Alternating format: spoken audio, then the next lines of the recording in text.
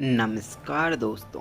नेपाल की ही नई अंतरिम प्रधानमंत्री सुशीला कार्की का ही भारत से ही भी कनेक्शन है और उन्होंने वाराणसी स्थित बनारस हिंदू विश्वविद्यालय से पढ़ाई की है और वह नेपाल की पहली और एकमात्र महिला सीजेआई है। और इसी के साथ ही नेपाल में कई दिनों से चल रही सियासी उपाफटक फिलहाल थम गई है और पूर्व सीजीआई सुशीला कार्की नेपाल की नई प्रधानमंत्री बन गई है और उन्होंने शुक्रवार रात को ही पीएम पद की शपथ ली और वह 2016-17 तक ही नेपाल की पहली और अब तक एकमात्र महिला मुख्यमंत्री न्यायाधीश हैं। और नेपाल के ही राष्ट्रपति रामचंद्र पौडेल और आर्मी चीफ अशोक राज सिंधिया के बीच ही अंतरिम पीएम को ही लेकर लंबी चर्चा हुई और जिसके बाद ही कार्की के नाम पर ही सहमति बनी। और इस रेस में ही उनके अलावा भी कई नाम थे और सबसे पहले काठमांडू के ही मेयर बालेन सहायक नाम सामने आया और लेकिन सुशीला कार्की का समर्थन किया और वही बिजली बोर्ड के ही पूर्व प्रमुख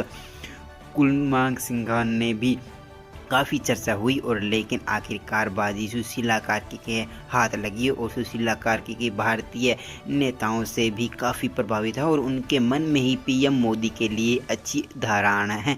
और हाल ही में ही उन्होंने एक इंटरव्यू में पीएम मोदी को नमस्कार किया है और नेपाल की ही नई पीएम सुशीला कार्की का भारत से भी कनेक्शन है और उन्होंने बनारस हिंदू विश्वविद्यालय से पढ़ाई की है। साल 1975 में कार्की ने ही PHU से ही पॉलिटिकल साइंस से ही मास्टर डिग्री हासिल की है। न्यू अपडेट पाने के लिए RD जमींदारा मीडिया चैनल को सब्सक्राइब करें। धन्यवाद।